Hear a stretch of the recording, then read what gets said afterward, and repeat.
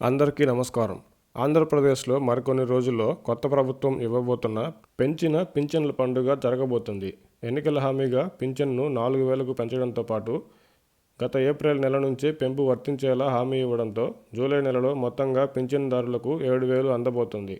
అప్పులు కుప్పగా ఉన్న రాష్ట్రంలో పెంచిన పింఛన్లు భారమే అయినప్పటికీ హామీ మేరకు పింఛన్లు పంపిణీ చేయాల్సిన పరిస్థితుల్లో ప్రస్తుతం టీడీపీ కూటమి ప్రభుత్వానికి అప్పులే శరణ్యంగా మారాయి.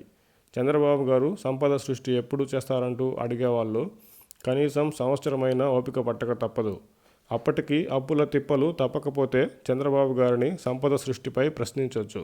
ఎన్నికలకు ముందు వాలంటీర్లు పింఛన్ల పంపిణీకి దూరంగా ఉండాలంటూ ఎలక్షన్ కమిషన్ ఆదేశించడంతో వాలంటీర్లు లేకుంటే ఇంటి వద్దే పింఛన్లు ఇవ్వడం సాధ్యం కాదని, అందుకు చంద్రబాబు గారే కారణం అంటూ రాజకీయం చేసిన వైసీపీ ప్రభుత్వం తీవ్రమైన ఎండల్లో పింఛన్దారులను సచివాలయాల వద్దకు రప్పించింది. ఈ చర్యలు వైసీపీకి ఎన్నికల్లో ఏమాత్రం లాభం చేయవని, ఒక రకంగా టీడీపీకే మేలు చేస్తాయంటూ ప్రజాక్షేత్రంలో అప్పుడే మనం చెప్పుకున్నాం.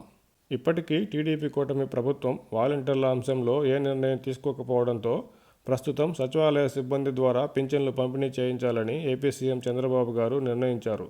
దీంతో వాలంటీర్లు లేకుంటే ఇంటి వద్దే పింఛన్లు ఇవ్వడం సాధ్యం కాదని చెప్పిన జగన్ గారికి అప్పటి ప్రభుత్వానికి కౌంటర్గా వాలంటీర్లు లేకున్నా పింఛన్లు ఇంటి వద్దే ఇవ్వడం సాధ్యమంటూ అందుకు సచివాలయ సిబ్బందిని ఉపయోగించుకోనున్నట్టు చెప్పడం, వాలంటీర్లు లేకున్నా పింఛన్లు ఇంటి వద్దే ఇవ్వడం సాధ్యమంటూ ఇప్పటి టీడీపీ ప్రభుత్వం చంద్రబాబు గారు చెప్పినట్టయింది.